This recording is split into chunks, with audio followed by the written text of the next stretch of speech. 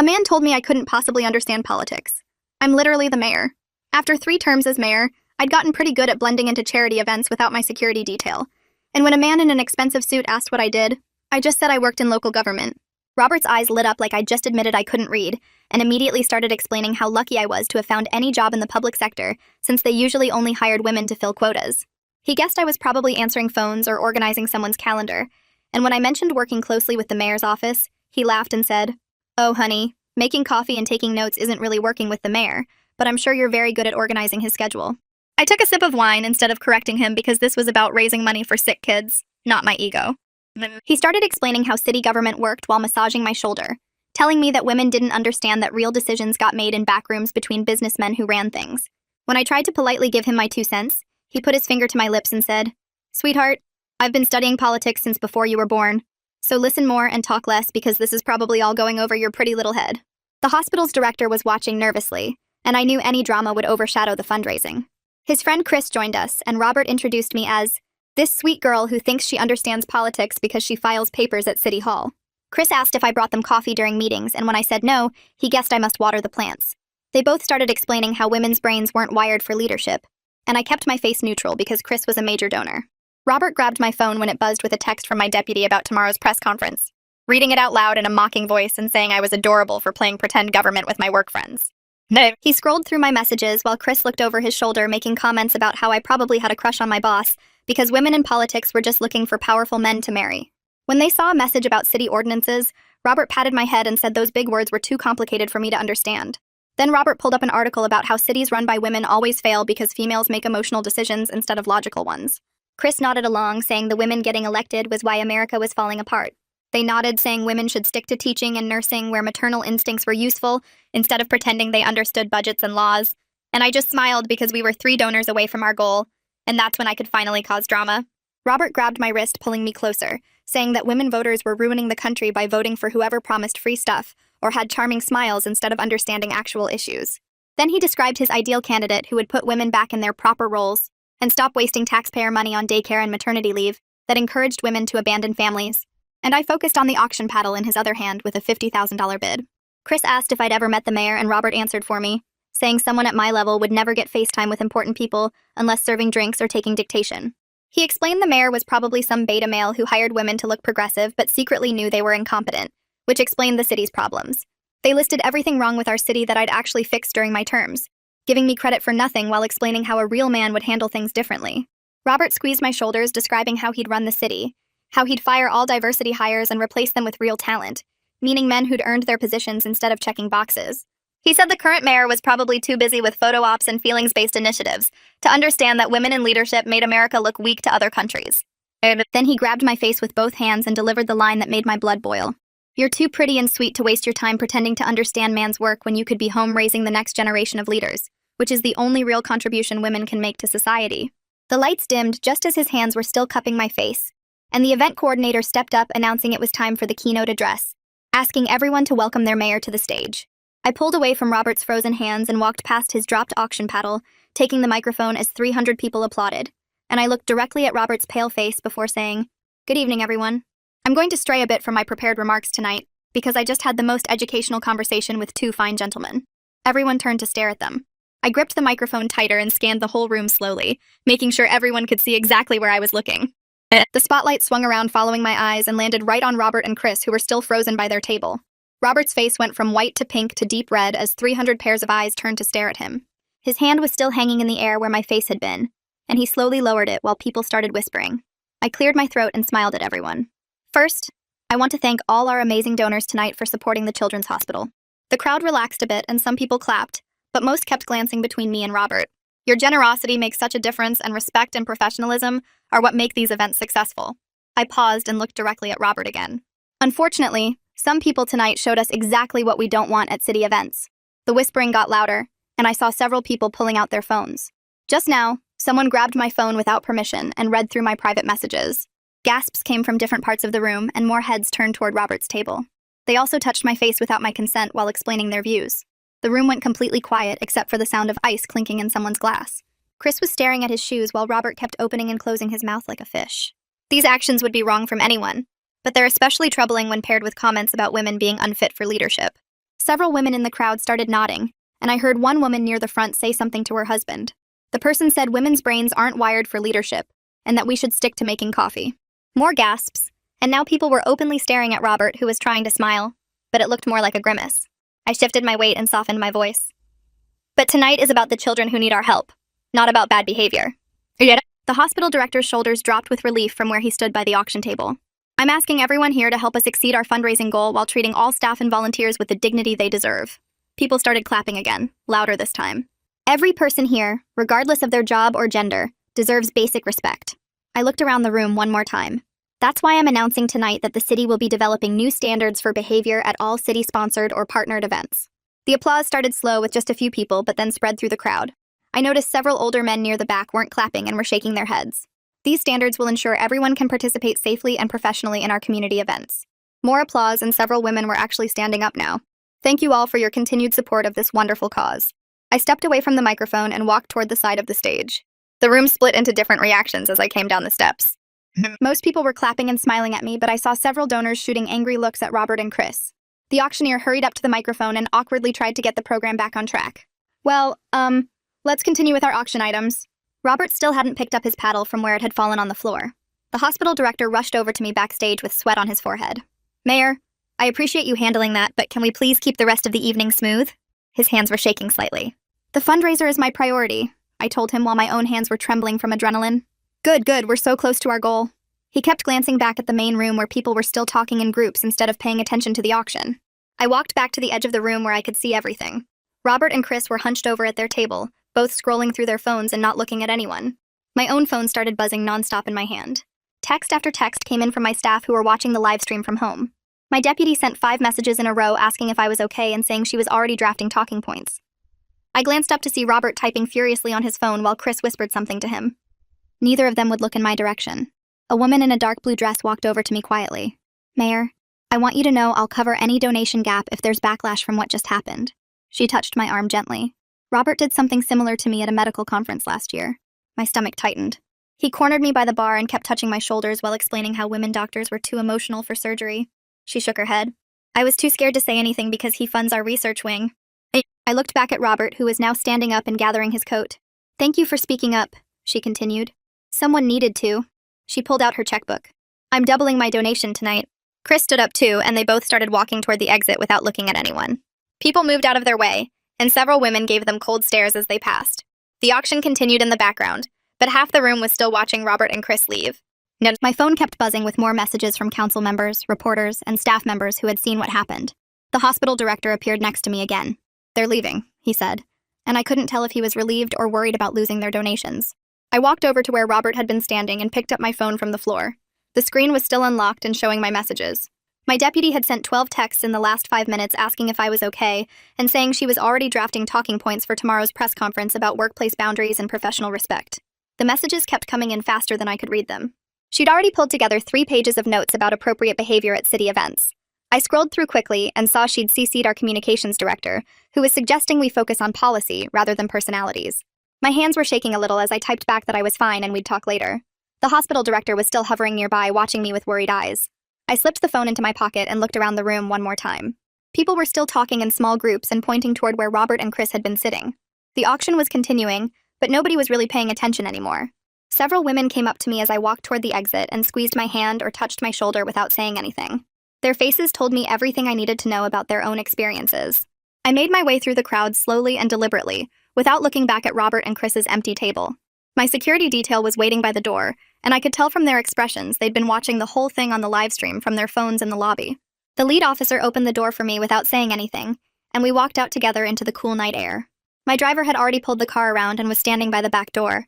He told me he'd heard some of what Robert said when he'd come out for a smoke break earlier. I got into the car and immediately pulled out my phone to start recording voice notes while everything was still fresh.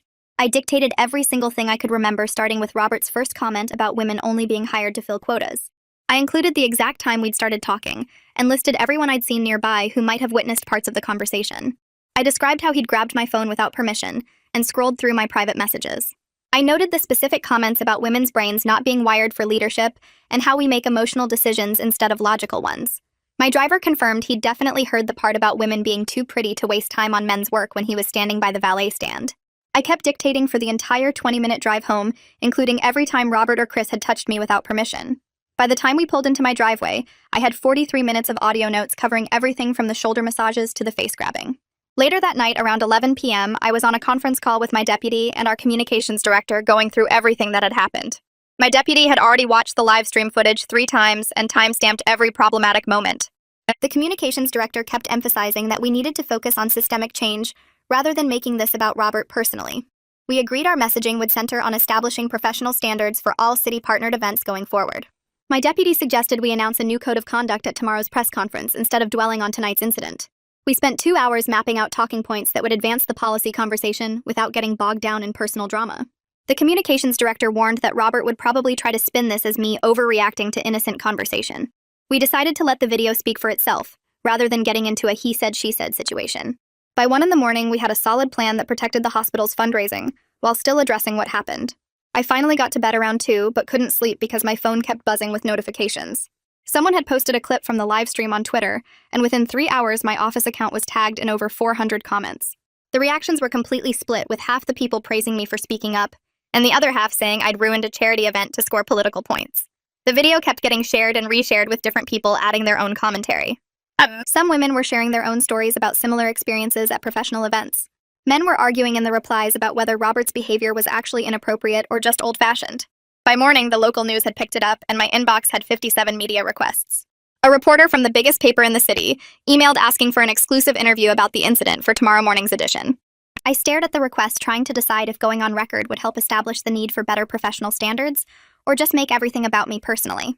My deputy thought we should stick to the press conference, but the communications director felt we needed to control the narrative before Robert's side got out there. While I was still debating what to do, my phone rang with a call from the hospital board president. He wanted to meet privately to discuss how we could align our messaging going forward. He admitted what happened was completely inappropriate, but he was worried about damaging relationships with major donors. He suggested we meet for coffee that afternoon to figure out a path forward that protected the hospital's mission. I agreed to the meeting, but made it clear I wouldn't be backing down from addressing the behavior. Next, my city attorney called with a warning about potential defamation claims if we named Robert directly in any statements. She recommended we focus on describing behaviors rather than calling out individuals when we talked publicly. She'd already started researching precedents for workplace harassment at charity events. Her advice was to document everything formally, but keep public statements focused on policy solutions. She suggested we frame everything as creating better environments for all participants, rather than punishing specific people. I spent the morning drafting a formal complaint to file with the hospital about the unwanted physical contact and the privacy violation when Robert grabbed my phone.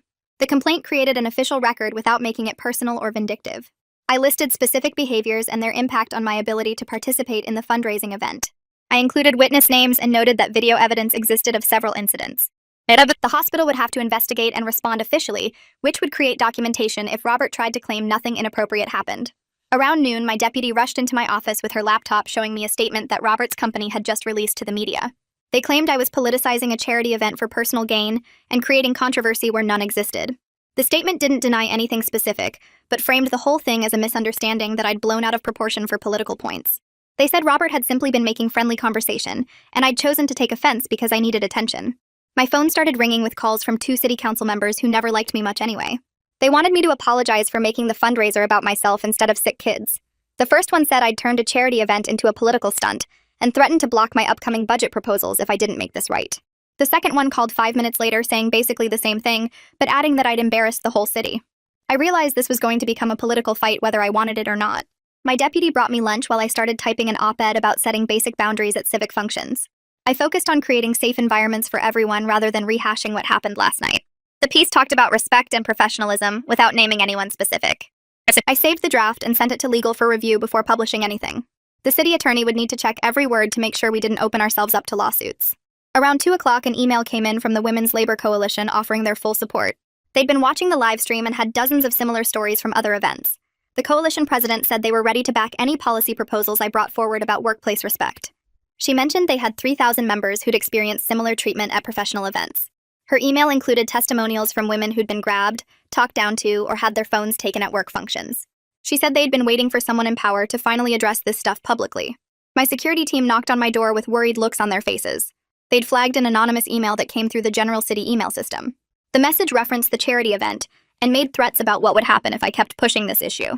They'd already forwarded it to the police and wanted to increase security protocols for all my upcoming appearances. The head of security recommended having 2 officers with me at all public events for the next few weeks. I agreed, even though I hated needing protection just for doing my job. My communications director came in with a stack of papers outlining our press conference strategy for tomorrow. We'd announce a new code of conduct proposal instead of dwelling on last night's incident. The focus would be on systemic improvement rather than personal grievances. She'd drafted talking points that emphasized creating professional standards for all city-partnered events. The proposal would include training requirements and clear consequences for violations. We'd frame it as protecting everyone, not just women, from inappropriate behavior at public functions. The next morning, I stood at the podium in the press room with cameras rolling. I announced citywide standards for behavior at any event the city sponsored or partnered with. The new rules would require all attendees to respect personal space and privacy. Organizations wanting city partnerships would need to provide training on appropriate conduct. Violations would result in removal from events and potential loss of city contracts or partnerships. I explained that last night's incident showed we needed clear guidelines to protect all participants. The reaction online split exactly how we expected it would. Supporters shared their own stories about being harassed at work events. Critics accused me of grandstanding and making everything about gender when it wasn't. Some people said I was being too sensitive, while others said I wasn't going far enough. The important thing was that people were finally talking about professional boundaries at civic events. My phone buzzed with a text from the hospital fundraising chair asking for a private meeting. He showed up at my office an hour later looking stressed. He asked if we could smooth things over to protect future fundraising events. I explained that accountability and successful fundraising weren't mutually exclusive. He said he understood but worried about losing donor support if this controversy continued. I told him that donors who only gave money if they could harass staff weren't donors worth keeping. He shifted uncomfortably in his chair and admitted several women had complained about Robert before. Nobody had done anything because he gave so much money to the hospital. I asked him to put those complaints in writing for our records.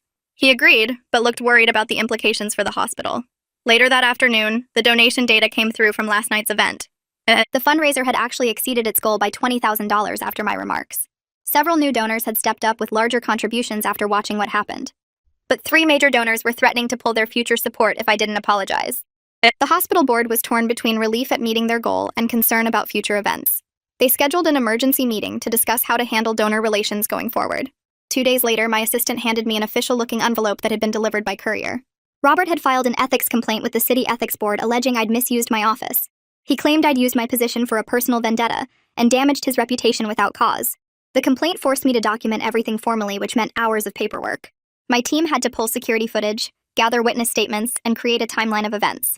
The city attorney said we'd need to preserve all emails, texts, and phone records related to the incident. This was going to consume city resources that should be used for actual city business. Robert's lawyer had crafted the complaint carefully to make it sound like I'd planned the whole thing. They claimed I'd deliberately concealed my identity to create a confrontation for political gain. My city attorney walked into my office the next morning, carrying 3 thick folders and a laptop, setting everything down on my desk with a heavy thud. She pulled out a timeline chart showing every step we'd need to take over the next 6 weeks to respond to Robert's complaint. We spent 2 hours going through each document, making copies of everything from the event livestream to witness contact information. She marked which papers needed to be preserved for potential litigation and which ones we could use publicly. Her assistant brought in more boxes of files related to city event policies going back 5 years. We had to prove this wasn't some personal vendetta, but a legitimate policy concern that affected multiple events. She kept checking her watch because she had another meeting, but stayed to help me understand exactly what Robert's lawyer was trying to do. The complaint alleged I'd deliberately hidden my identity to embarrass him, which meant we needed witnesses who saw him grab my phone and face without knowing who I was. She made a list of everyone who'd been standing nearby during our conversation. My deputy knocked and entered with printed screenshots from social media showing people discussing what they'd witnessed. The attorney grabbed a highlighter and marked the posts that could serve as evidence. She warned me this would eat up dozens of hours of staff time that should go to actual city business. Her phone rang and she answered it, then handed it to me saying a reporter wanted a statement. The reporter had already talked to 3 people who'd been at the fundraiser, and they all confirmed hearing Robert's comments about women's brains. I gave a brief statement about focusing on policy solutions rather than personal disputes. The article went live within an hour, shifting some public opinion, though Robert's business associates immediately posted rebuttals claiming the witnesses were biased because they supported me politically. Chris decided to release his own evidence that afternoon, posting an audio clip on his company's website. He'd apparently been recording on his phone, though he'd edited out most of the conversation to make it seem innocent. The clip still included him asking if I water plants at City Hall, which didn't help his case much. My tech team called me down to the basement where they'd been working with the venue's AV equipment. They'd managed to recover the full audio from the sound system that had been recording for the live stream. The file clearly captured Robert grabbing my phone and his comment about women's brains not being wired for leadership. We made 3 backup copies and locked the original in the city's evidence safe rather than releasing it publicly.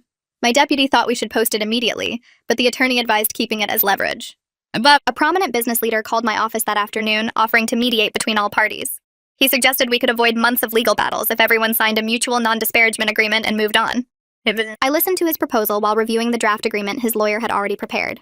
The document would prevent me from discussing the incident publicly or pursuing any policy changes related to it.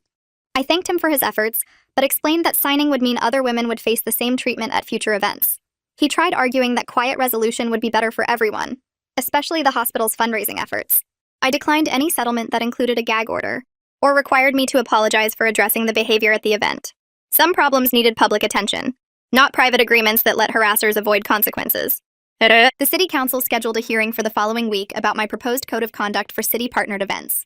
Several council members were already expressing skepticism about adding what they called unnecessary regulations to charity functions. My staff started counting votes and realized we were one short of passing the proposal. 2 swing votes were worried about pushback from the business community who funded many city initiatives. I needed to find a compromise that kept the core protections while addressing their concerns about overregulation. The business association sent a formal letter opposing the policy that same day. They warned that donors might stop supporting city-partnered events if we impose strict behavioral requirements. Their counterproposal suggested voluntary guidelines that organizations could choose to adopt rather than mandatory rules. They attached a list of major donors who were reconsidering their support for upcoming city projects. My deputy organized a town hall for that weekend, where constituents could share their experiences with harassment at civic events. We sent invitations to every neighborhood group and posted notices on all city social media channels. The response was immediate, with over 200 people signing up to attend or submit written statements. Saturday morning, the auditorium filled with residents wanting to tell their stories. A teacher described being groped at a school fundraiser by a donor, who said she should be grateful for his support. A nonprofit director shared how a board member had propositioned her during a charity auction. A young professional talked about leaving a networking event after an older businessman wouldn't stop touching her shoulders and hair.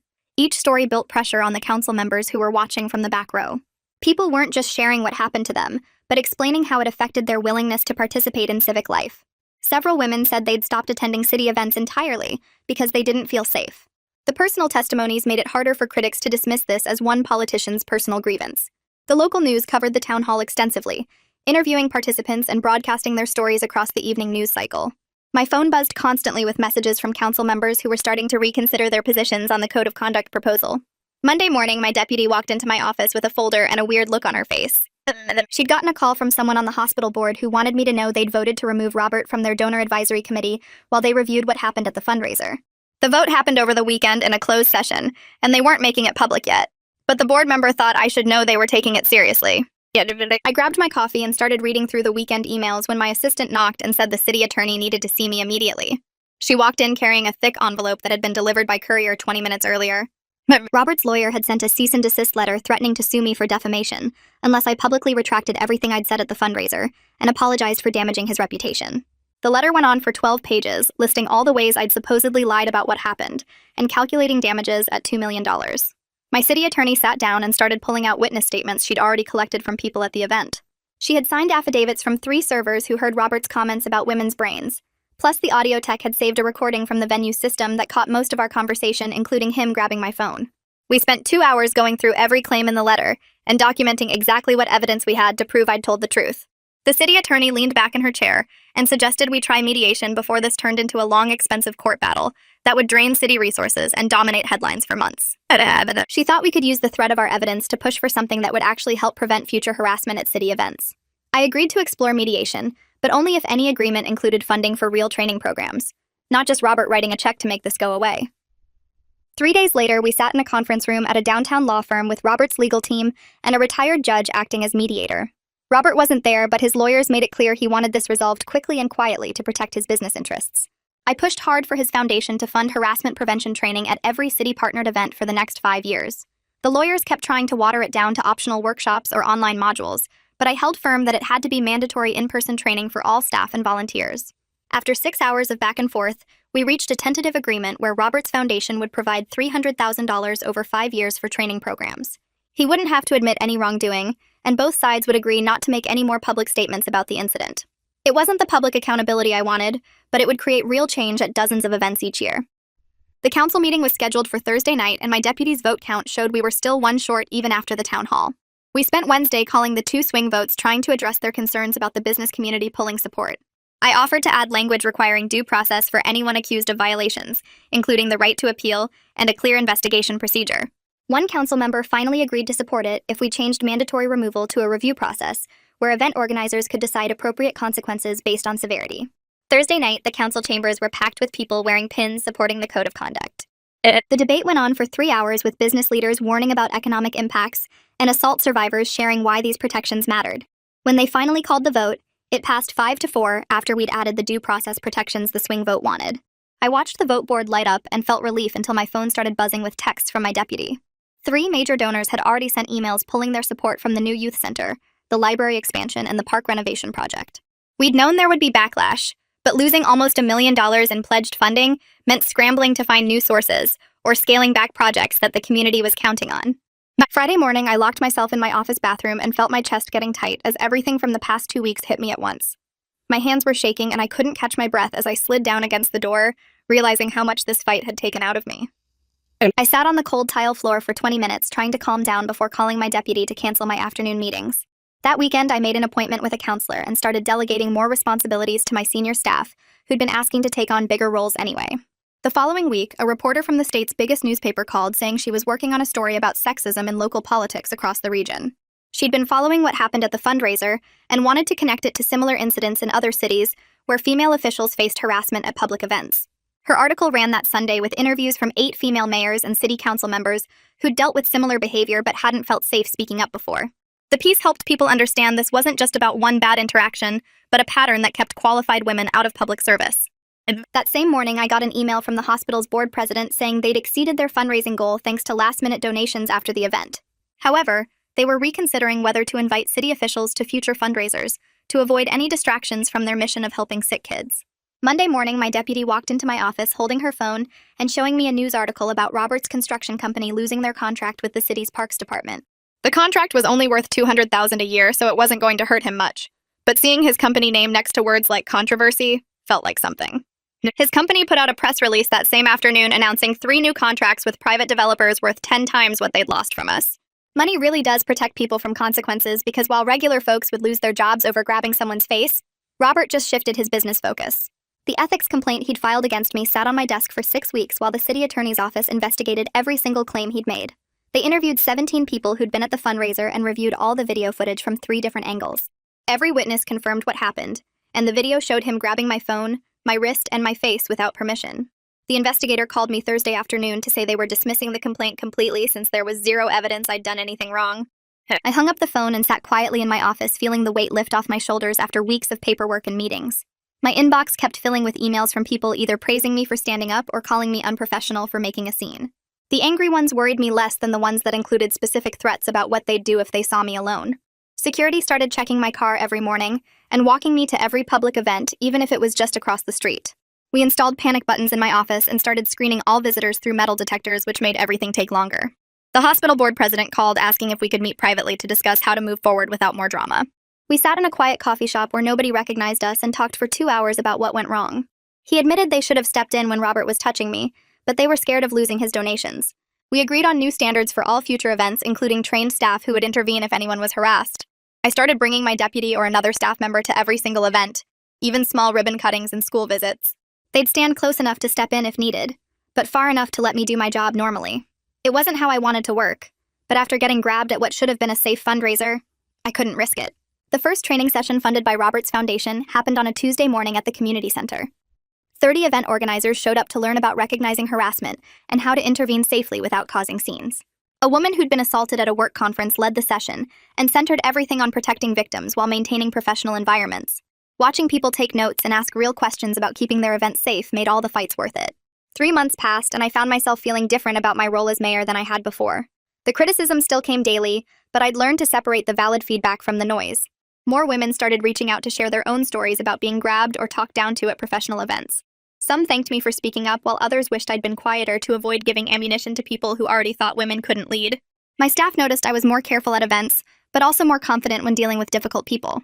The hospital's spring fundraiser was coming up again, and I hadn't decided whether to attend or skip it entirely. My deputy brought me a letter that had arrived at City Hall addressed to me personally with no return address. Inside was neat handwriting from a 23-year-old woman who'd watched the live stream of what happened with Robert. She wrote that she'd been considering running for city council, but thought she was too young and inexperienced. Seeing me refuse to stay quiet when someone literally grabbed my face made her realize that if I could handle that, she could handle campaign criticism. She'd filed her paperwork to run, and already had 50 volunteers signed up to help with her campaign. Reading her letter reminded me that sometimes the fights we don't want to have end up mattering to people we'll never meet. That's a wrap for now. Thanks for just hanging out and exploring all these little details with me. Until next time, subscribe for more content like this.